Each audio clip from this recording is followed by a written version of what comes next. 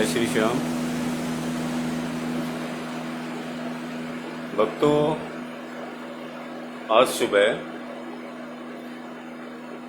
कलकत्ता वाले श्याम अग्रवाल भैया की एक वीडियो लाइव देखी थी, जो उन्होंने कल अपने फेसबुक पेज पर जारी की हुई थी। मतलब कल अपने वो फेसबुक पेज पर लाइव आए हुए थे, जिसके अंदर वो काफ़ी कुछ कह रहे हैं। और मेन जो उनका मुद्दा मेरे को नज़र आया कि वो बनवारी जी के पक्ष में अपनी बात कहने की कोशिश कर रहे थे। शायद किसी ने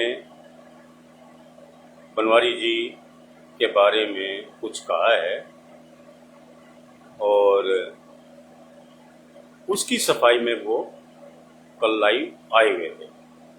तो सबसे पहली बात तो एशियाई भजन, ये श्याम अग्रवाल भाई की शायद कंपनी है जिससे वो भजन रिकॉर्ड करके जारी करते हैं।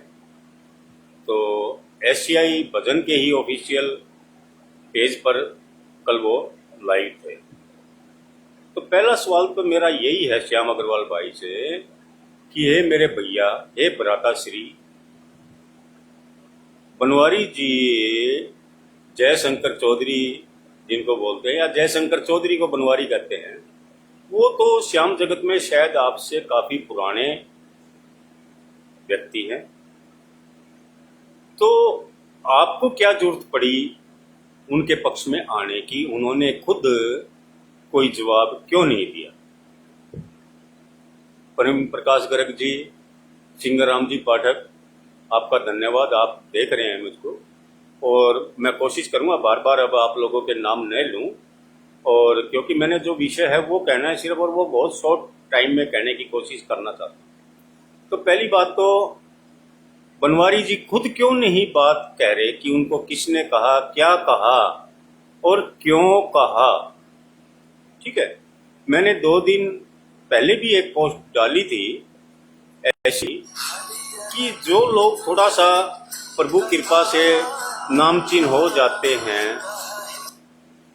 उनको बिना एक्स्ट्रा मेहनत किए फॉलोअर्स मिल जाते हैं, और वो फॉलोअर्स फिर उनकी लफबाजी मतलब बेमतलब की बात को भी ज्यादा से ज्यादा शेयर करने लग जाते हैं। बिना ये सोचे समझे शेयर करने लग जाते हैं कि अरे भक्तों, पहले खुद तो थोड़ा सा दिमाग लगा के समझ लो कि ये क्या कहना चाहता है, क्या कह रहा है, क्यों कह रहा है, उसके बाद ही शेयर कर लेना। लेकिन नहीं नहीं नहीं नहीं नहीं, नहीं। बस नजर आया चर्चित चेहरा और उसको शेयर करने लग जाते हैं, उसको वायरल करने लग जाते हैं। अरे वायरल कर लेना, एक बार पहले उसको समझ तो लो, उसका मकसद तो समझ लो। तो आज मैं पुरानी बातों की तरफ नहीं जाऊंगा काफी, क्योंकि वैसे ही बदनाम हूं कि ये तो ऐसे ही बोल देता है, यूं बोल देता है, वो बोल देता है, लेकिन सब बोलते ऐसे ही हैं जैसे कल श्याम अग्रवाल भाई बोल रहे थे बिना किसी का नाम लिया। अरे मैं तो कम से कम नाम लेता हूं, सबूत के साथ जो बात कहनी होती है उस बात को कहता हूं। और मोस्टली मैंने आज तक जो कुछ भी कहा है वो सिर्फ भावहीन और अपभ्रंश भजनों के बारे में कहा है। मैंने कभी भी किसी के व्यक्तिगत जीवन के ऊपर कभी कोई बात नहीं की कि कौन क्या खाता है, क्या पीता है, क्या है और क्या नहीं है। अब अजय शर्मा भाई भी जुड़े, अच्छे गायक हैं, और प्रेम प्रकाश जी। अब आप और मैं भजन लिखता हूं। मेरे गुरुजी स्वर्गीय कृष्ण सिंह जी तंवर साहब, मैं मान और सम्मान के साथ हमेशा उनका जिक्र करता रहता हूं। और कई बार लोग मेरे से कहते भी हैं कि आप बार बार गुरुजनों का बहुत जिक्र करते हो। क्यों न करें भाई, जिनकी वजह से आज श्याम जगत में 4 लोग मेरे को जानते हैं, उनका जिक्र क्यों न करूं? हैं? मेरे गुरुजी के बड़े भाई गजय सिंह जी तंवर साहब, जो अभी 2 साल पहले करीब देहांत हुआ है, उनसे बहुत कुछ सीखा भजनों के बारे में, और जो कुछ अपने गुरुजनों से सीखा उसी के दम पे कहता हूं, और खुला छाती ठोक के कहता हूं। मेरा सीना 56 इंच का नहीं है, और अब पिछले साल दोबारा हार्ट प्रॉब्लम भी हुई थी और मेरे फेस में कट भी डला अभी, लेकिन फिर भी जो कहा सीना ठोक कर कहा और सबूत के साथ कहा। लेकिन लोग जब मैं कहता हूं तो ये पता क्या कहेंगे, अरे अरे अरे अरे, शब्दों को मत देखो, भाव देखो। अरे आपके वो क्या कहते हैं, कहावत है, अकल के अंधो, कम से कम ये तो समझो कि शब्दों से ही तो भाव उत्पन्न होते होंगे ना। अगर शब्द ही बेकार और ऐसे वैसे हैं तो उन भावों का क्या करोगे, क्या चाटोगे उन भावों को, जब भाव ही नहीं है। मैं बात करूंगा उस बात की, पहले तो फिलहाल श्याम अग्रवाल के बारे में। अब श्याम अग्रवाल ने बहुत कुछ कहा, बोला वो जयचंद की औलाद हैं जो बनवारी जी के बारे में ऐसा कहते हैं। अरे आप महाराणा प्रताप की औलाद हो तो कम से कम उसका नाम तो क्लियर लेते। आप में तो इतनी हिम्मत भी नहीं कि किसने क्या कहा, ना तो आपने ये बताने की कोशिश की किसने क्या कहा, क्यों कहा। फिर कहते मेरे गुरु हैं जयशंकर चौधरी बनवारी जी। वेरी गुड, बहुत बढ़िया बात है, अच्छी बात है। गुरु होना कोई बुराई की बात नहीं है, ठीक है। लेकिन ये तो बताओ किसने कहा, क्या कहा, क्यों कहा। आपने जयचंद कह दिया, क्या अधिकार है भाई आपको जयचंद कहने का। आप में तो इतनी हिम्मत भी नहीं है कि आप उसका नाम ले सके।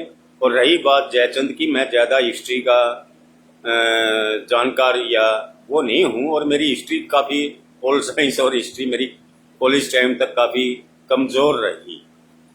लेकिन जयचंद जयचंद क्यों बना, जयचंद जयचंद क्यों बना, कभी इतना तो दिमाग लगाओ। जो जयचंद के साथ गुजरी, जो लोग बता रहे हैं, ठीक है। प्रेम प्रकाश जी धन्यवाद आपका, मेरे को सुबह ही पता चल गया था राजेश प्रभाकर मंडोलिया जी ने कुछ कहा है, मेरे को पता चल गया था। क्योंकि आपका ये छोटा भाई बेशक ये कलकत्ता वालों के भजन लेखकों की तरह बेशक फेमस ना हो, लेकिन 4 आदमी तो जानते हैं भाई। तो मैंने जब सुबह ही पूछा कि क्या हो गया, किसने क्या कह दिया, तो जब ही मेरे पास आ गई थी आप जैसे भाई का, धन्यवाद आपका भी बताने के लिए। और राजेश मंडोलिया जी को भी मैं बहुत अच्छी तरीके से जानता हूँ और मेरे को जानते हैं। पीछे वो मोदी मोदी करने लगे थे, मैं मोदी को पसंद नहीं करता, साफ बात है। तो हम दोनों के रास्ते अलग हो गए थे थोड़ा सा, ठीक है। चलो कोई बात नहीं, वो तो फिर जुड़ जाएंगे, क्योंकि हमारे कोई एक दूसरे के प्रति द्वेष थोड़ी है, दुर्भावना थोड़ी है ना। मैंने कभी किसी से दुर्भावना रखी। आलोचना अगर प्रेम प्रकाश भाई साहब मैंने आपकी भी करनी होगी तो कहूंगा। आपने भी 2-4 दिन पहले एक पोस्ट डाली थी कि गलत को गलत कहने के लिए जिगरा चाहिए। सहमत हूं मैं आपकी बात का, सहमत हूं। लेकिन आता हूं उसी विषय पे कि क्या कहा, किसने कहा, क्यों कहा। चलो राजेश जी ने कहा, क्या कहा बता दो ना लाइव में अपने, और क्यों कहा ये राजेश भाई बता देंगे। चलो छोड़ो, अब इस टॉपिक को तो मैं यहीं समाप्त कर देता हूं बनवारी जी के बारे में। अब आगे वो बहुत लंबी लंबी हाँ करें शब्द इसलिए कह रहा हूं क्योंकि मैं हरियाणा से बिलोंग करता हूं। मेरी इतनी राजस्थान और यूपी वालों की तरह मीठी बोली नहीं है। हमारे हरियाणा की बोली तो खड़ी बोली है, सबको पता है। तो हाँ करें शब्द में ये कोई अमर्यादित या असंसदीय, क्या बोलते हैं, संसदीय भाषा नहीं है। हाँ करें हैं कि वो फलाने जी फ्री में भजन देते हैं, बनवारी जी के भजन गा के लाखों करोड़ों लोग कमा रहे हैं। अरे हमारे गुरुजनों ने भी हमेशा फ्री में दिए। जब बनवारी जी कलम उठाना भी नहीं जानते होंगे, उससे पहले हमारे गुरुजनों ने और दादा गुरु जी ने भजन लिखने शुरू किए। पिछले करीब 23-24 साल से मैं भजन लिख रहा हूँ, मैं भी फ्री दे रहा हूँ। किससे कभी कोई चौनी ली, कोई बता तो दे। हैं मेरे लिखे भजन राजू बावरा भाई, रोमी भाई, रजनी राजस्थानी, रजनीश शर्मा जी, रेशमी शर्मा, गिन्नी कौर, और काफी मैंने पिछले किसी भाई ने कटाक्ष कर दिया था जब वो 50-60 नाम मैंने पोस्ट करने पड़ गए थे। नहीं, मैंने आज तक नहीं कहा। 50-60 गायक कलाकारों ने मेरे भजनों को अपना स्वर में भक्तों तक और प्रभु तक पहुंचाने की कोशिश की है। मैं उनका सदा आभारी हूं और रहूंगा।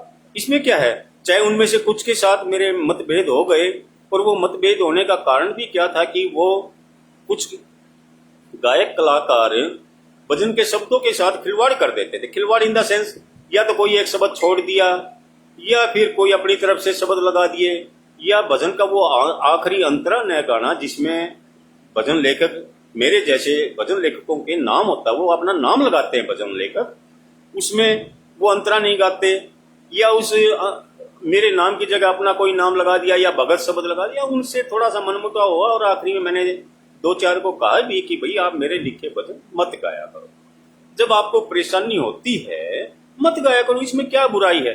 लेकिन इसका मतलब ये थोड़ी है कि वो हमारे दुश्मन हो गए या मैं उनका दुश्मन होगा। नो, नेवर, कभी नहीं। विचार अपने हैं। अब जैसे अब श्याम भाई करते कि लाखों करोड़ों कमा लिए, अगर अरे मेरे भाई, हमारे जैसे छोटे भजन लेखक के भी लिखे भजनों को गाकर किसी ने कुछ न कुछ तो कमाया होगा। हाँ, हमें कोई गिला शिकवा नहीं। मैं तो अब भी कई बार भजन लेके कहते हैं अंकल जी आपका ये भजन मैं गाना चाहता हूँ, गा लो भाई, कितनों ने रिकॉर्ड किया। अभी पिछले हफ्ते भी मेरा एक भजन करीब तीसरी बार हमारे हिसार हरियाणा के ही सुखजीत सिंह टोनी गायक साहब ने रिकॉर्ड किया। अच्छी बात है, हमने कौन सी चुननी चाहिए। भगवान ने बहुत दाल रोटी अच्छी तरीके से दे रखी है, कोई दिक्कत नहीं है। उतार चढ़ाव तो जिंदगी में सबके आते रहते हैं, कोई बात नहीं। अब श्याम अग्रवाल भाई साहब, यार आप तो बड़ा बड़बोला हो, इतना नहीं बोलना चाहिए। कम से कम जो बोल रहे उस पर सबूत से तो बोल रहे हैं। ठीक है, आपने कहा मेरे बारे में बोलो, कोई कुछ भी बोलो, मैं बुरा नहीं मानूंगा, मैं बोलता हूं। और मैंने आपकी उस पर कमेंट भी किया है, ठीक है। और आपके वो कमेंट जिसमें आपका फोटो आए हुए हैं, 2 फोटो मैंने आपके कमेंट जो मैंने कमेंट किए, दोनों मेरी फेसबुक पे टाइमलाइन पे छोड़े भी हैं। एक तो आपने कोरोना काल 2020 में कहा था कि मैं स्टूडियो जा रहा था और उसका फोन आ गया, बोले यार तूने भजन नहीं लिखे, मैं रिकॉर्ड करने के लिए स्टूडियो में आ गया। मैंने कहा रुक जा भाई, मैं 5 मिनट में पहुंच रहा हूँ। और फिर मैंने कार चलाते चलाते 5 मिनट में 2 भजन लिख दिए और मैं स्टूडियो में पहुंच गया। वाह जी वाह, वाह जी वाह, आपने 5 मिनट में कार चलाते हुए 2 भजन लिख दिए। कार चलाते हुए आपकी वो वीडियो, ये खाटू जी से जो हमारे पप्पू भैया है, पप्पू शर्मा, उन्होंने एक वो फेसबुक पे पता नहीं ग्रुप बनाया या पेज बना, क्या है वो, भजन प्रवाहक संघ वगैरह कुछ ऐसा सा नाम है। उस पे मैंने श्याम अग्रवाल भाई आपको लाइव सुना था उस टाइम कोरोना काल में, ये शायद अप्रैल के आसपास की बात है। वो वीडियो मेरे को नजर नहीं आई, मैं काफी दिनों से उसको ढूंढ रहा था, मेरे को नजर नहीं आई वो वीडियो। ठीक है, और आपके गुरु बनवारी जी ने आपको क्या सिखाया, ये तो आपकी इसी बात से और क्लियर हो गया। आप कहते साथी हमारा कौन बनेगा, इस जैसा भजन कोई लिख के तो दिखाए। अरे मेरे भाई, मैंने कमेंट किया है, साथी हमारा कौन बनेगा में कितनी कमियां हैं, कभी आपको पता है? आपने जिसने जो कुछ कहा, राजेश के बारे में कहा शायद आपने, कि उनके भजन गायकों के कुछ मंडली है, कुछ ग्रुप है, वो उसको ये नहीं कहते तुम गलत हो। अरे क्या तुम कलकत्ता वालों ने अपना ग्रुप नहीं बना रखा है? तुमने कल लाइव में जितने भजन लेखकों के नाम लिए हैं वो क्या अमेरिका के हैं, मंगल ग्रह से आए हुए हैं, या हमारे हरियाणा का है कोई, हरियाणा में रहता है, उनका नाम लिया? और जितनों के आपने नाम लिए, किसी एक माई के लाल के ऐसा नाम तो बता दो जिसके अंदर मेरे गुरुजन, मेरे गुरुजी कृष्ण तंवर साहब जैसा कोई भजन लिखा हो, या गजे सिंह जी के मुकाबले में तो आपके खुद गुरु बनवारी ने एक भजन लिखा हो। हमारे गुरुदेव गजे सिंह जी के लिखे भजन आपके संजय मित्तल ने गाए हैं, पूछ लेना, जानता है मेरे को अच्छी तरीके से। ठीक है, ये वही संजय मित्तल है जिसने कोरोना काल से 4-5 साल पहले घोषणा की थी कि कुछ खाटू जी में ऐसा हॉस्पिटल बनाऊंगा जिसमें सबको अच्छा बढ़िया इलाज मिलेगा। ठीक है, और ये संजय मित्तल जब हमारे गुरुदेव गजे सिंह जी कई साल पहले एक किस्म से मन्नासन अवस्था में हो गए थे, मैं बात को थोड़ा सा डाइवर्ट कर रहा हूं, बताना पड़ेगा क्योंकि इन कुछ आदमियों का भ्रम दूर हो जाए। कोरोना काल से काफी साल पहले, करीब हो गए होंगे मेरे ख्याल से 8-9 साल पुरानी बात हो गई, जिस दिन हमारे भिवानी शहर के अंदर अर्पण मंडल का पहला प्रोग्राम था, उनका विशाल पहला प्रोग्राम था, और जिसमें संजय मित्तल आए हुए थे। ठीक है, आना था उनको उस दिन प्रोग्राम में। तो उस दिन गुरुदेव गजे सिंह जी ने हमारे छोटे भाई हैं, दोस्त हैं, कह लो गुरुजी के खास प्रिय थे, प्रिय हैं मतलब। और गुरुजी तो गुजर गए, तो अब प्रिय थे ही कह सकते हैं। बिट्टू जिसको हम बोलते हैं, बिट्टू से फोन करवाया, जालान भाई गुरुजी याद कर रहे हैं। मैं गया गुरुजी के पास। गुरुजी गजय सिंह जी मेरे से कहने लगे, जालान यार ये 4-5 कागज है, ये शाम को संजय मित्तल आएंगे, उनको दे देना। मैं बोला गुरुजी रुक जाओ 1 मिनट। मैंने संजय मित्तल को फोन किया मेरे मोबाइल से, ठीक है, और मेरा कॉल जाते ही संजय मित्तल कहने लगे, हाँ जालान जी कैसे हो, क्या हालचाल है, क्या हुक्म है। मैंने कहा भाई मैं क्या हुक्म करूंगा, हुक्म तो आपने कहा था गुरुजी से 4-5 भजन लिखवाने के लिए, और आपको पता है गुरुदेव, सॉरी मैं गुरुदेव इसलिए कहता हूं क्योंकि मेरे गुरुजी के बड़े भाई हैं, लेकिन कई बार बातचीत में गुरुजी ही कह देता हूं, गजय सिंह जी को भी, कोई बात नहीं। तो मैं बोला आपने गुरुदेव गजय सिंह जी को क्या नाम 4-5 भजन लिखने के लिए कहा था, और आज आप भिवानी हमारा शहर है, भिवानी, जहां मेरे गुरुजी तंवर साहब और गजय सिंह जी और मैं रहते थे, मतलब दोनों गुरुजी रहते थे और मैं रहता हूँ आज भी भिवानी। इसलिए मैं अपने घर से ही आपसे बात कर रहा हूँ। मैं बोला कि आपने 4-5 भजन लिखवाने के लिए कहा था, तो मैं गुरुजी के पास बैठा हूँ और आपको पता है गुरुजी काफी सीरियस हैं, बीमार हैं, आप भिवानी आएंगे तो आप गुरुजी का हाल चाल भी पूछ लेना और अपने भजन भी ले जाना। अब क्या कहते हैं वो संजय मित्तल जी भजन सम्राट, जालान भाई मेरे को 8 बजे का टाइम दिया हुआ है इन्होंने, मैं उस हिसाब से आऊंगा, तो आप भजन ले आना और मैं आपसे कलेक्ट कर लूंगा।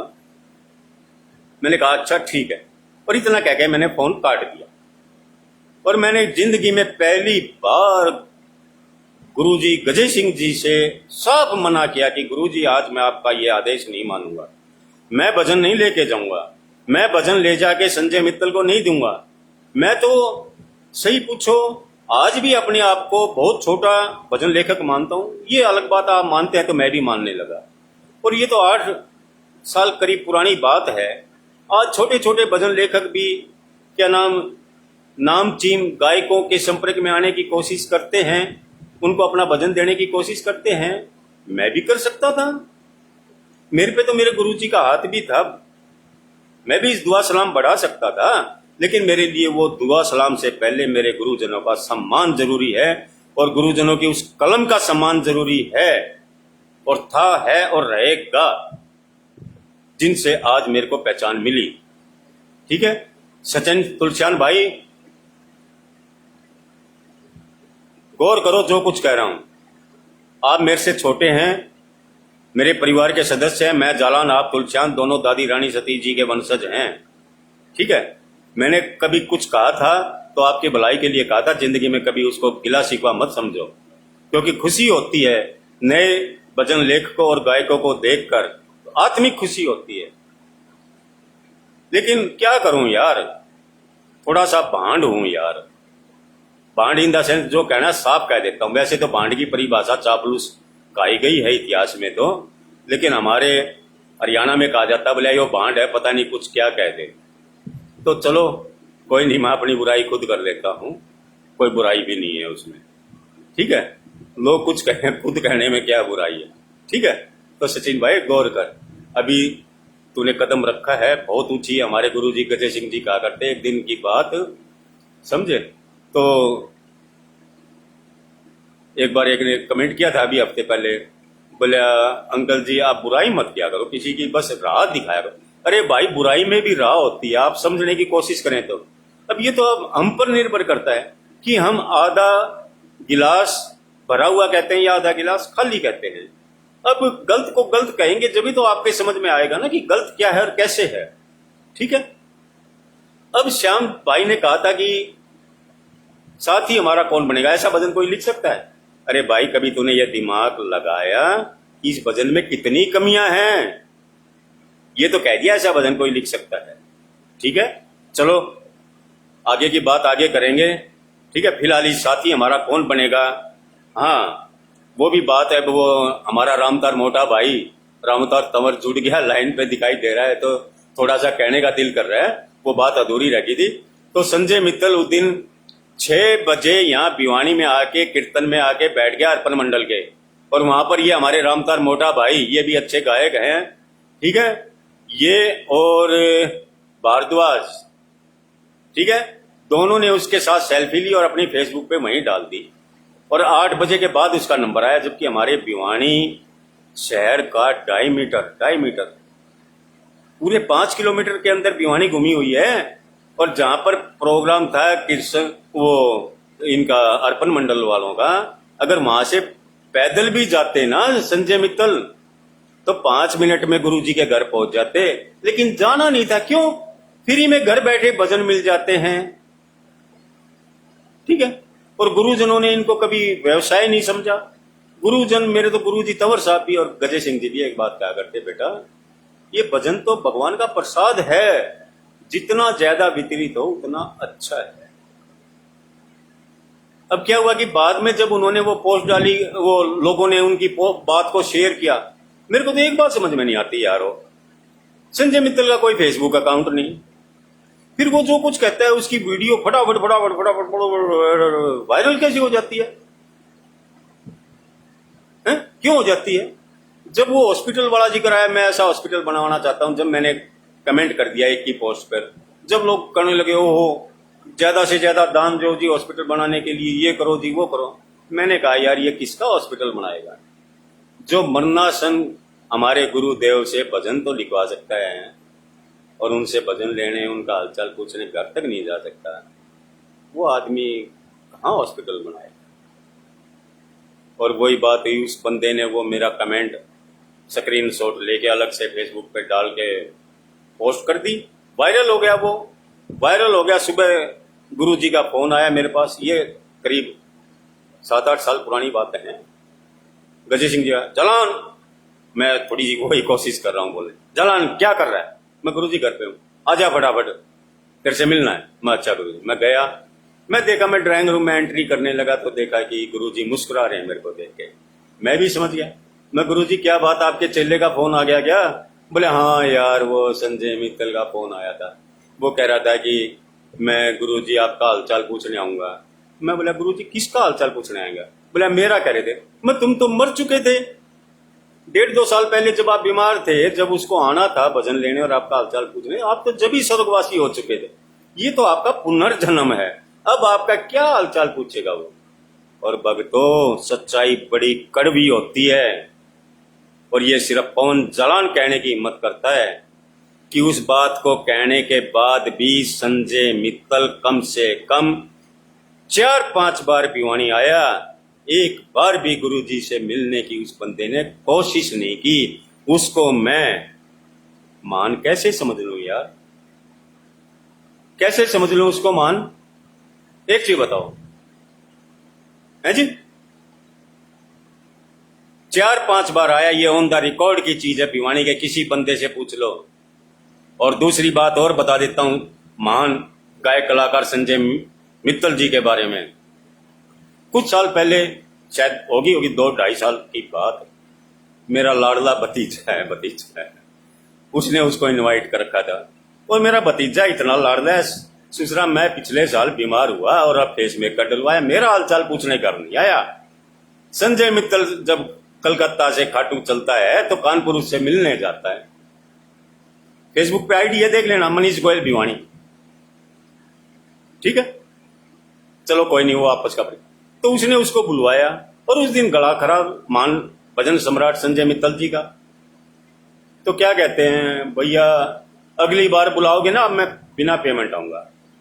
अब धर्म तो ये कहता था कि उसी टाइम कहते कि भाई मैं आया, मैं अपनी जो परफॉर्मेंस मैंने देनी चाहिए थी वो मैं नहीं दे पाया और मैं आज आपसे पेमेंट नहीं लूंगा। क्या ये नहीं कहना चाहिए था? पेमेंट तो वो ले ली और दोबारा आने का वायदा कर गया। वो दोबारा कब आएंगे? उस दोबारा कहने के बाद भी वो 2 बार या 3 बार शायद भिवानी आ चुके, और वो मेरा लाडला भतीजा बेचारा बार बार फोन करता है, उसको डेट नहीं मिलती। क्यों जी? है जी, आपने वायदा किया था ना कि दोबारा फ्री में आऊं, आ जाओ, क्या दिक्कत है?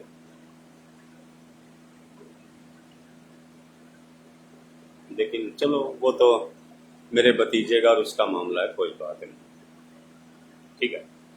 अब कई जने ये कहेंगे कि ये मत कहा करो ये। जब हम पूरे देश में स्वच्छ भारत अभियान चला रहे हैं तो क्या अपने आसपास कोई अगर गंदगी है, कोई गलत बात है तो उसको गलत न कहें।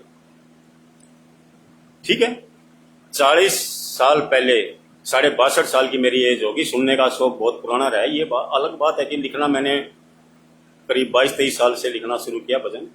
सुनने का शौकीन तो शुरू से रहे हैं। ठीक है, तो 40 साल पहले करीब, जब मेरी उम्र नू लगा लो मोटा मोटी 20-22 साल थी, उससे पहले कभी करीब 15-16 साल से, तो पहली बात तो स्टेज पे अरे गहरे नत्थू गहरे को चढ़ने ही नहीं दिया जाता था। अरे गहरे नत्थू गहरे इन द सेंस, पहले ये पूछते थे किसका चेला है, कौन है तेरा गुरु। ठीक है, उसके बाद इसको गाने दिया जाता था। और बाई दीवे कभी, चाहे हमारे गुरु रहे हो, चाहे दादा गुरु जी रहे हो, उनने भी कुछ गलत कह दिया, मान लो चाहे गलत नहीं था, चाहे किसी को उनकी बात गलत लगी, तो उठ के तुरंत कह दिया करते इसका मतलब क्या है। जब वो मतलब हो जाता था उसके बाद आगे गाना शुरू होता था। आज किसी कीर्तन में इस पवन जालान जैसा आदमी किसी को ये कह दे भाई तूने ये गाया, इस लाइन का मतलब क्या है, तुरंत वहां 100 बैठे होंगे तो 90 ये कह देंगे यार ये तो है ही एवं ही, यार एवं ही। ठीक है, इसको बाहर निकालिए तो हमारा कीर्तन बिगाड़ने के लिए आया हुआ है। और जब कोई गलत को गलत कहने की हिम्मत ही नहीं रखते, जब ही आज भावहीन और अपभ्रंश भजन लिखे जा रहे हैं। अब कई पूछते हैं भावहीन क्या होता है। अब हम घर में हलवा बनाते हैं, देसी घी बढ़िया है, हमारा आटा बढ़िया है और मीठा बढ़िया है। ठीक है, और पूरे सही तरीके से हम वो हलवा बना रहे हैं और उसमें मीठा डालना भूल गए तो वो हो गया भावहीन, देसी भाषा में समझ लो। और मीठे की जगह अगर डाल दिया नमक तो वो हो गया अपभ्रंश। ये अंतर है भावहीन और अपभ्रंश में। अब भजनों के अंदर ही भावहीन और अपभ्रंश के आपको एक एक एग्जाम्पल दे देता हूं। नंदू जी बहुत फेमस है, उनकी काफी रचनाएं फेमस है, मैं भी उनका दीवाना हूं। लेकिन बरदे रे श्याम जोली बरदे, ठीक है, पहला अंतरा, पहली लाइन, नादान है अनजान है श्याम तू ही मेरा भगवान है। अब ये लाइन भावहीन है दोस्तों, इसका कोई मतलब ही नहीं है। नादान है अनजान है, कौन नादान है, कौन अनजान है। नादान है अनजान है भगवान है, टक्कर तो मिला दी, अच्छी लगती है सुनने में, लेकिन नादान कौन है। अब पता है मैंने 1-2 बार जब इस पे जिक्र किया तो नंदू जी के शुभचिंतक फॉलोअर्स कह लो या हर देसी भाषा में नंदू जी के भगत कह लो, क्या कहेंगे, नहीं नहीं नहीं इसका मतलब है नादान है यानी बहुवचन, अनजान है बहुवचन, तो फिर भगवान है क्यों, भगवान है होना चाहिए ना, लेकिन नहीं। अब उन्होंने तो नंदू जी का बचाव करना है। मैंने खुद नंदू जी से एक बार ट्विटर पे पूछ लिया, ट्विटर पे है नंदू जी की आईडी कहते होंगे शायद ट्विटर पे, मैंने नंदू जी इसका क्या मतलब, आज तक जवाब नहीं है, जवाब नहीं है। ठीक है, चलो एक बार ऐसे ही कन्हैया मित्तल से सवाल कर लिया था ट्विटर पे, गुरु ने मेरे को ब्लॉक ही कर दिया। पहले तो बोला हाँ जालान साहब मैं जानता हूं आपके लिखे हुए भजन मेरे चंडीगढ़ के 1-2 गायक गाते हैं। अच्छी बात है, चलो वो तो कोई भी गा ले, कहीं भी गा ले कोई। ओ बेटा आगे मनीष गोयल भिवानी आगे कमेंट कर रहा है, चाचा जी नमस्ते। चलो अब जो श्याम ने कहा था साथी हमारा कौन बनेगा, ऐसा कोई भजन लिख सकता है, अरे इसमें है क्या, कितनी कमियां, कभी तूने ये सोचा है। सुनो ये मैंने गूगल से स्क्रीनशॉट लिया है, एक एक अक्षर को समझाने की कोशिश करता हूं कितनी कमियां हैं। अब चाहे मेरे को आलोचक कह दो कि मेरी तो आदत खराब है, चाहे इससे समझना सीखना शुरू करो कि ये क्यों हो रहा है, ऐसा क्यों हो रहा है। क्योंकि ये कागज कलम उठा के भजन लेखक बन गए। तंवर साहब और गजय सिंह जैसे गुरुओं से कभी 2-4 साल चरणों में बैठ के कुछ सीखा तो आज नहीं, अपने आप कागज कलम उठाया लिख दिया। अब देखो साथी हमारा कौन बनेगा। ठीक है, तुम ना सुनोगे तो कौन सुनेगा। ठीक है, अच्छी बात है, अच्छी बात है। साथी हमारा कौन बनेगा, तुम ना सुनोगे तो कौन सुनेगा। लेकिन इसमें एक गौर करें, पहली लाइन में साथी हमारा, हमारा बहुवचन हो गया, मैं नहीं, हमारा। प्रथम पुरुष बहुवचन हमारा। ठीक है, तुम ना सुनोगे, तुम, ये हो गया द्वितीय पुरुष एक वचन। ठीक है, हिंदुस्तान में इतने एमए हिंदी को पढ़ाने वाले लेक्चरर आज भी देश में मौजूद है। पूछ लेना अगर मेरी एक भी बात गलत हो। एक वायदा करता हूं अपने गुरुजनों की कसम खा के कि भजन लिखना छोड़ दूंगा, इससे ज्यादा मैं कुछ नहीं कर सकता। और जो आप सजा दोगे मेरे सहन लायक होगी, सहन भी कर लूंगा। अब साथी हमारा कौन बनेगा, तुम ना सुनोगे तो कौन सुनेगा। अगली लाइन, पहला अंतरा, आ गया दर पे तेरे, आ गया। आ गया क्यों भाई, आ गया क्यों। आ गया मतलब मैं आ गया, एक वचन। ऊपर कह रहा हमारा, साथी हमारा बहुवचन। यहां कह रहा आ गया दर पे तेरे, सुनाई हो जाए। यहां ये कहता आ गए बहुवचन, आ गए दर पे तेरे, लेकिन आ गए नहीं, आ गया। यही गलती, पहली गलती श्याम अग्रवाल जी नोट करें। अब नंबर आप नोट करते जाना, क्योंकि मैं भूल जाऊंगा क्यों आपको बताने के। ये पहली गलती। अब मैं दूसरी तीसरी नहीं कहूंगा, गलती बताता जाऊंगा कि कहां गलती है।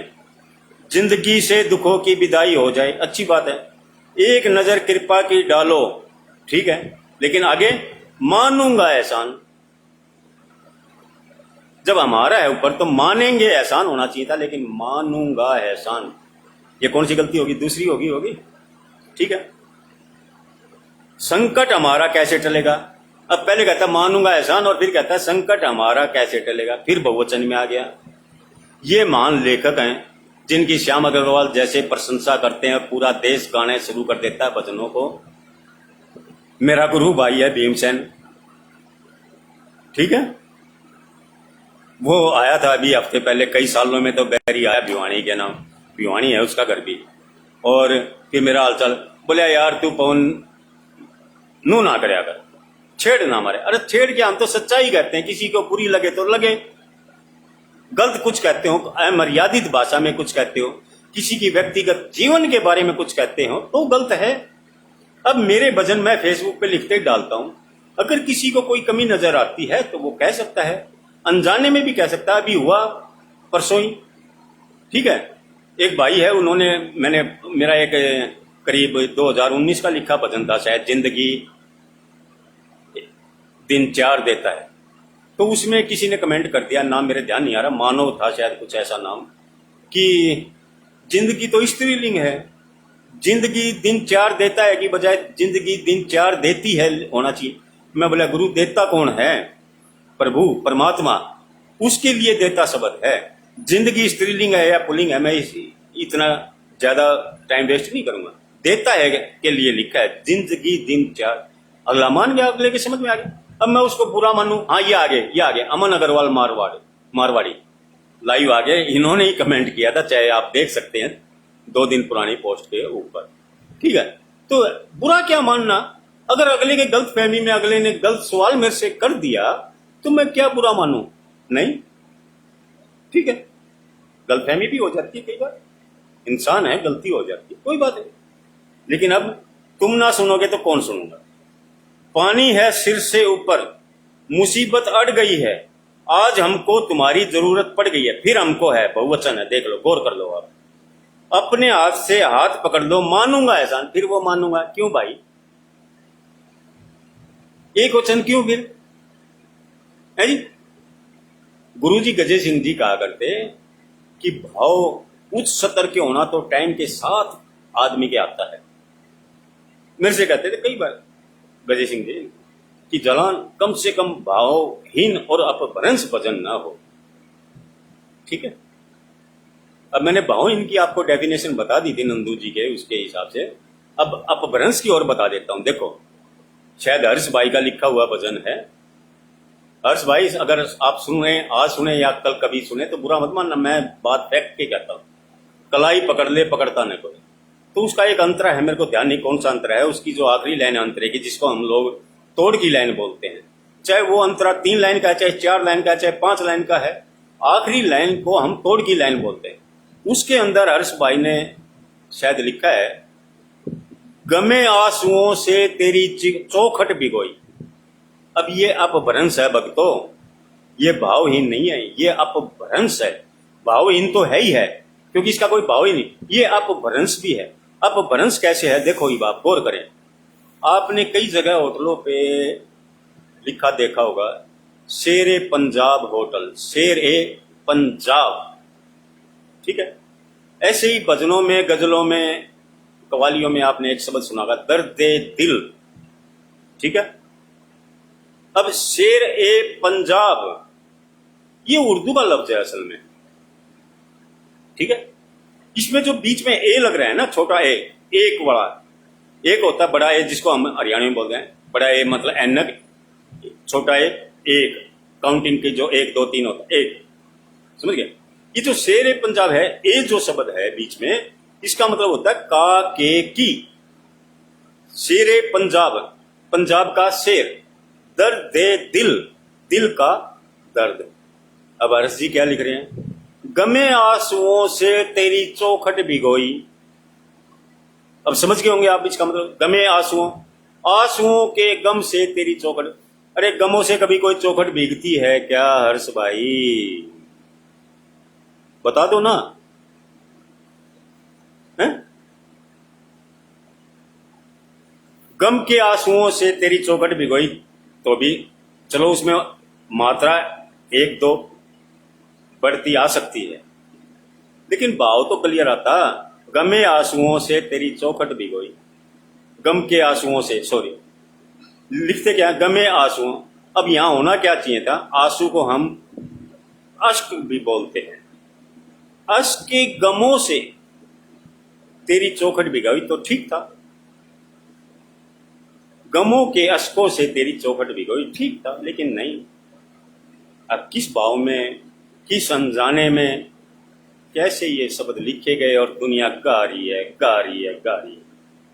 तो मैं बता रहा था, अभी हफ्ते पहले भीम आया, बोला जलान 2 4 ये नामी गिरामी गायक तेरे भजन गा देंगे, उस दिन फेमस हो जाएंगे। मैं यार क्या जरूरत है इतना नामी गिरामी होने की, 50 60 करीब 70 के करीब गायक कलाकारों ने मेरे लिखे भजन गा दिए, बहुत है। 4 आदमी, आज श्याम जगत के 4 आदमी मेरे को जानते हैं, बहुत है मेरे लिए इतना ही। 4 मिलियन मेरे को नहीं चाहिए, 40 मिलियन मेरे को नहीं चाहिए, ठीक है। 4 लोग बने रहे, बहुत है। जब आखिरी टाइम में जाएंगे भगवान के घर तो 4 ही तो चाहिए ना, ये 4 बने रहे, ठीक है। 400 करोड़ और क्या जरूरत है। अब देखो आगे, तुम्हारे दर पे शायद हमेशा धर्मी आते, आज पापी आया है, वही फिर एक वचन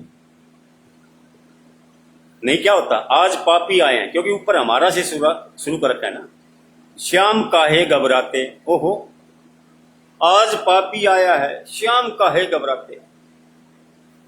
श्याम पापियों से घबरा जाएंगे, ये तो आज ही पता चला। भक्तों बुरा मत मानना, मैंने कभी जिंदगी में किसी के भजन में इतने गौर से नहीं, जब कभी कोई सुनाई दे देता है जब भी मैं, क्योंकि मैं खुद अपने गुरु जी के और गुरुदेव गजय सिंह जी के भजन को ही कभी मैंने अपनी डायरी में नोट नहीं किया, ना कभी उनको याद किया, ना कोई और। कभी कोई पूछ भी लेता है तो मैं कह देता हूं कि भाई मेरे पास नहीं है, क्योंकि एक दिन मेरे को गुरु जी ने बहुत पहले ही समझाया था कि हमारे भजन डायरी में मत लिखियो, वरना हमारी पता नहीं कौन सी लाइन, कौन से क्या क्या चीजें तुम अपने लिखे भजन में लिखने शुरू कर देगा। क्योंकि मन अचेतन भी होता है, चेतन भी होता है। अचेतन मन में कहीं गुरु जी के लिखे हुए भजनों की कुछ लाइनें दिमाग में चली गई और मैं लिखते वो नकल कहलाएगी। तो वो बात मेरे दिमाग में बैठ गई थी, तो मैंने कभी भी अपने गुरुजनों के कोई भी भजन नोट नहीं किए। तो ये तो आज ही पता चला, आज पापी आया श्याम काहे घबराते, कि भाई प्रभु भी पापियों से घबराते हैं। हमने सुना है तेरी नजर में, देखो पहले क्या कहते हैं, आज पापी आया है, एक वचन यानी मैं आया हूं। फिर हमने सुना है तेरी नजर में सब है एक समान। हमने सुना, हमने कौन भाई, हमने में तेरे सिवा बाइडेन और पुतिन भी है क्या? आज हमने सुना है, हैं? इसका पता तो आज चलेगा। ओहो, इसका पता तो आज चलेगा। चलो चला लो पता। तुम ना सुनोगे तो कौन सुनेगा? ठीक है, अब इसी भजन का आगे का सुन लो। वो तेरे भक्त होंगे जिन्हें है तुमने तारा, बताए मुरली वाले कौन सा तीर मारा।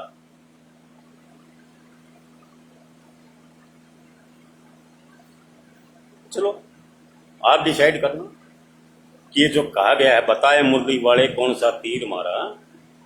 चलो, भगत तुम्हारे भक्ति करते लेते रहते नाम, काम ही उनका करना पड़ेगा, तुम ना सुनोगे तो कौन सुनेगा। चलो, पाप की गठड़ी सर पे लाद के मैं लाया, बोझ कुछ हल्का कर दो। लाद के मैं लाया, मैं फिर वही एक वचन, बोझ कुछ हल्का कर दे उठाने ना पाया, वही एक वचन। फर्ज की, अब यहां देखो आप और कमाल कीजिए, फर्ज की राह बता संजू। ये मैंने गूगल से लिया, हो सकता है मेरे पढ़ने में यो गूगल पे ही गलत नोट किया गया हो, ठीक है, लेकिन जो मेरे पास है लिरिक्स, मैं उसके आधार पे बात कर रहा हूं। फर्ज की राह बता संजू, अब लिखने वाला भी संजू, बताने वाला भी संजू, हो जाए कल्याण। अब अगर गायक गा रहा है इस भजन को तो क्या गाएगा? फर्ज की राह बता संजू, भगवान नहीं, संजू तू राह बता।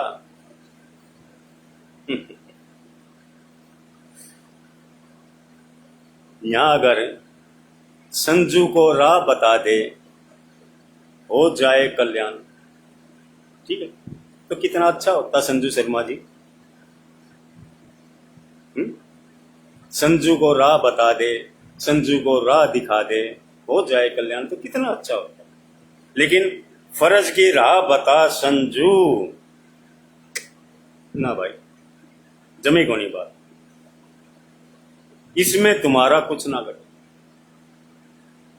संजू भाई और श्याम अग्रवाल और इस भजन जैसे भजन लिखने वालों को मैं कई बार पहले भी कहा, अरे कम से कम गुरुओं, एक वचन बहुवचन पुल्लिंग है, इनका तो ध्यान रख लो। भाव तो चलो महान कवियों के मान होते हैं, मध्यम एक औसतन के वो होते हैं, औसतन के मेरे जैसे छोटे के छोटे भाव हो जाएंगे, ठीक है, महान भाव नहीं होंगे। अगर आज मैं चाहूं कि मैं अपने गुरुजी कृष्ण सिंह जी तंवर साहब और गजे सिंह जी जैसी कलम चला दूं, जैसे भाव आ जाए, मुमकिन नहीं है, मुमकिन नहीं। और जब मैं शुरू में भजन लिखने शुरू किए थे तो तंवर साहब मेरी छोटी मोटी गलती को बता के खुद अपने हाथ से ठीक भी कर देते थे। फिर बाद में हमारे गुरुजी के अन्य गुरु भाई स्वर्गीय श्री पाल सिंह जी तंवर साहब अभी 2-2.5 महीने पहले गुजरे, उन्होंने एक दिन कहा कि गजे सिंह जी की स्टाइल में लिखा कर भजन। मैं गजे सिंह जी स्टाइल में लिखने लगा और गुरु जी से गजे सिंह जी से ही चेक करवाने लगा। हमारे तंवर साहब ने कभी बुरा नहीं माना इस बात का, बल्कि एक दिन तो मेरे से कहने लगे, जालान साहब, गजे सिंह जी अपने अखाड़े के सबसे सीनियर और पढ़े लिखे वो हैं। और मैंने अभी शब्द यूज किया था कि तंवर साहब ने मुझे कहा कि जालान साहब, भक्तों आज एक बात और क्लियर कर दूंगा आपको कि आप जैसे काफी प्रेमी जो मुझको जालान साहब कहते हैं, ये गुरुजी ने ही मेरे को कहना शुरू किया था, जबकि मैं तो गुरुजी के बच्चे के समान था तंवर साहब के। मैंने एक दिन कहा भी, मैं तंवर साहब ये क्या आप मेरे को जालान साहब कहते हो? जालान कहते हैं, कोई मेरे को पवन कहते हैं, पुराने मेरे मोहल्ले के और के तो मेरे को पप्पू भी कहते हैं, मेरे परिवार में भी पप्पू कह देते हैं कई। तो बोले नहीं नहीं, मेरे को अच्छा लगता है, मैं आपको जालान साहब कहता हूँ, मेरे को अच्छा लगता है। और अच्छे की बात सुन लो, हमें भी तंवर साहब इतने अच्छे लगते थे कि मन करता था मुझे कि ये काश ये बच्चे होते तो गोदी में लेके खिलाते। ऐसे हमारे गुरुजी गजे सिंह जी थे, गुस्सा हो जाते थे। एक दिन ऐसे ही गजे सिंह जी से मैं भजन चेक करवा रहा था, गजनी सिंह जी कहने लगे कि ये जलान ये गलत है भाई। मेरे को पता था आदत का। मैं गुरुजी ठीक कर दो। क्यों कर दूं? तेरा नौकर लग रहा हूं, कर तू। मैं बोला गुरुजी तौर साहब तो कर देते थे पहले। बोले फिर मेरे से कहने लगे बेटा बात सुन, वो तेरी स्टार्टिंग थी, तेरे को चलना सिखाना था, तू अब चलने नहीं उड़ने लगा है। ठीक है, राजेश प्रभाकर मंडोली भाई साहब का स्वागत करता हूं, और पिछले गिले शिकवे बुला देना, मोदी को तुम बुला देना कहना। ठीक है, फिर वही बात कर देता हूं कहना। चलो वेलकम, आपका स्वागत है। ठीक है, तो बोले अब तू उड़ने लगा है। अगर अब चाहे कृष्ण लगा, जैसे छोटे थे तौर साहब तो कृष्ण कह देते थे गजनी सिंह जी, क्योंकि गजनी सिंह जी उम्र में बड़े थे काफी। बोले कृष्ण लगा ले या मैं लगा ले, अगर हम दोनों ही तेरे को अब भी हमें ठीक कर करके देंगे तो तू खुद कुछ नहीं कर पाएगा। तो ये उनका आशीर्वाद ही है जो आज दोनों विभूतियां आज संसार में इसमें नहीं है। प्रभु की ये वो क्या कहेंगे, प्रॉपर शब्द आप देख लेना, समझ गए होंगे, प्रभु की शरण में है। लेकिन उनका वो आशीर्वाद ही है जो आज भी मेरे काम आता है। गुरु जी ने बहुत कुछ सिखाया, और गजनी सिंह जी से तो भजनों की बारीकियां सीखने को मिली थी। बारीकियां, जिस बारीकियों पे मैंने अभी थोड़ी देर पहले साथी हमारा कौन बनेगा इस पे बात की और की। ठीक है, और भी काफी कुछ है। ठीक है, हाँ राजेश भाई पढ़ूंगा मैसेज आपका, फिलहाल तो थोड़ा सा। तो मेरा कहने का अभिप्राय ये है कि जिंदगी में वास्तव में जिनका कोई गुरु ही नहीं है, और जो भजन लेखक बन गए थोड़े दिन कलम को छोड़कर, ठीक है,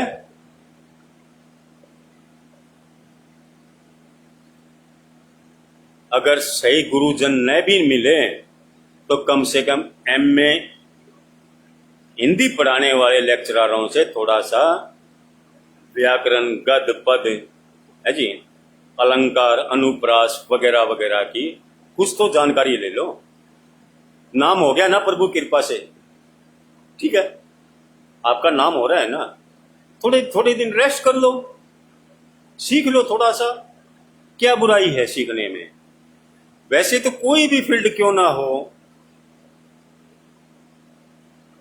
हर फील्ड में इतनी बातें हैं कि जिसको सीखने के लिए एक जिंदगी कम पड़ जाती है। लेकिन जिस प्रकार आप लोग लिख रहे हैं उससे तो मेरे को नहीं लगता कि आपके कोई गुरु भी हैं और उनसे आपने कुछ सीखा भी है। और अगर आपके वास्तव में गुरु रहे हैं और आपने सीखा है तो मैं यही कहूंगा कि ऐसे ही आप हो, ऐसे ही आपके गुरु होंगे। अदरवाइज आज ये साथी हमारा कौन बनेगा, अगर मेरा लिखा हुआ होता भजन ये, तो हमारे गुरुदेव स्वर्गीय गजनी सिंह जी एक ही शब्द कहते, जलान मन ईसा करे तेरा गोली मार दूं। ठीक है, तो गुरुजनों के समय में भी और आज भी हमेशा एक ही बात का ध्यान रखा है कि जो कुछ भी लिखेंगे सही लिखेंगे। और ये बात मैंने भीम भाई को भी 2 दिन पहले कहा था कि ऐसा न हो कि लोगों को हमारे गुरुजनों पे उंगली उठाने का मौका मिले कि क्या सिखाया क्या नहीं। मेरे ख्याल से काफी कुछ हो गया। क्या करना है जी, लिखे या सीखे, कीर्तन में चलने तो कुछ हिट भजनों के मुखड़े ही है।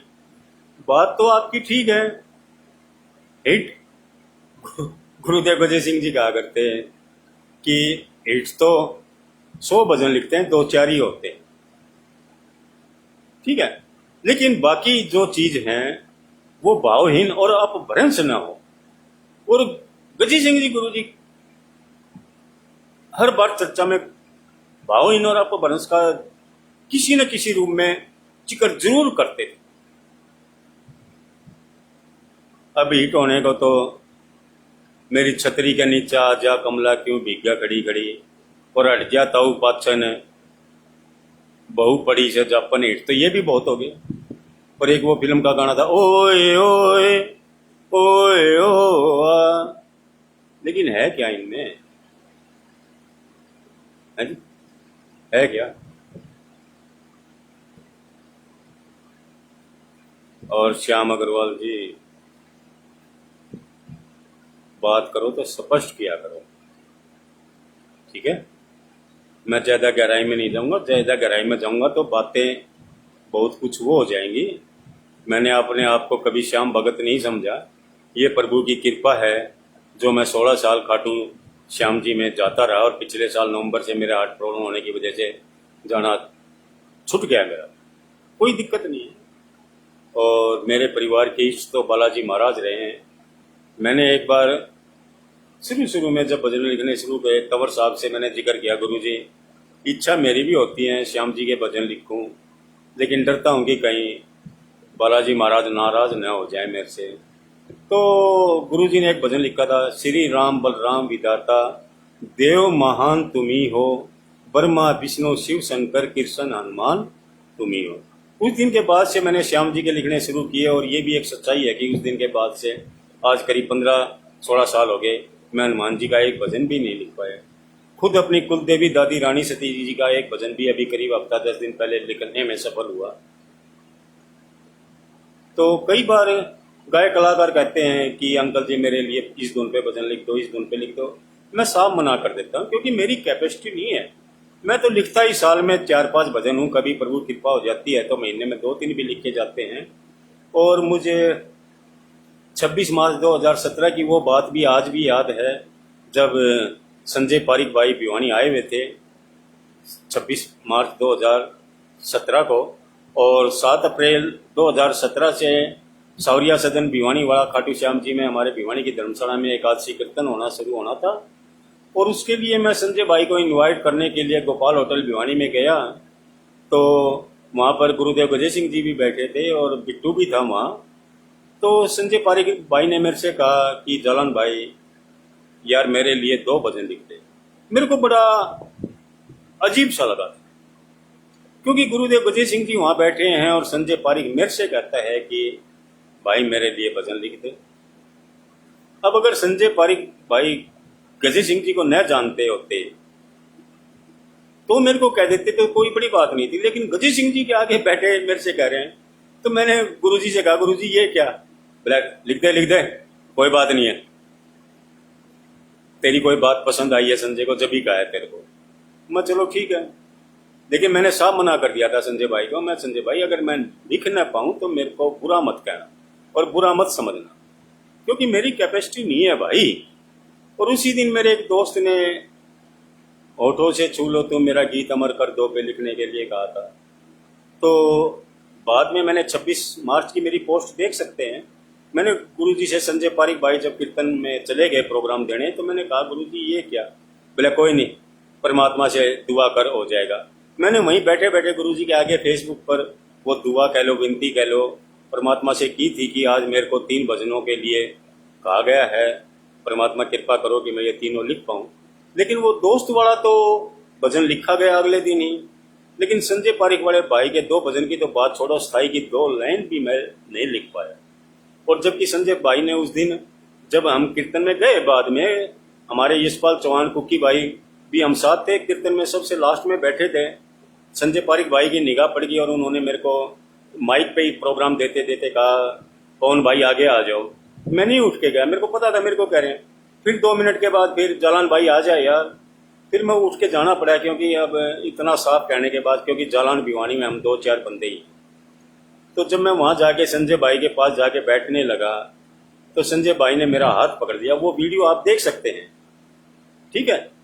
ये प्रवीण लोहिया, प्रवीण मित्तल जो हैं, उनके मंडल की, शायद ये नाम मेरे ध्यान नहीं आ रहा, उनका प्रोग्राम उसमें वीडियो में पा जाएगा। संजय पारिक भाई ने मेरा हाथ पकड़ के लाइव प्रोग्राम में कहा, देख जालान भाई ये जैसे पब्लिक बैठी है ना कीर्तन के अंदर, ही हजारों लोग थे। बोले ऐसे ही मैं यार वो 2 भजन गाना चाहता हूँ तो मेरे लिए लिखते। अब इससे ज्यादा और संजय भाई मेरे लिए क्या कहेंगे? लेकिन मेरी कैपेसिटी नहीं, मैं नहीं लिख पाया तो क्या बुराई है? मैं तो साफ कह देता हूँ, जो भी कहते हैं कि भाई मेरे लिखे हुए अगर आपको पसंद आते हैं तो आप गा लो, मेरे को कोई दिक्कत नहीं। मेरे को आपसे चवन्नी नहीं चाहिए ना। मैं ये कहूँगा कि भाई लाखों करोड़ों कमा लिया आपने और मेरे को कुछ नहीं दिया। कमाओ ना, आपके मुकद्दर में कमाना है। हाँ, लेकिन भजन के शब्दों से छेड़छाड़ न करें और हमारे नाम वाले अंतरा और नाम के साथ छेड़छाड़ नहीं। जी इतनी बात कहता हूँ सिर्फ।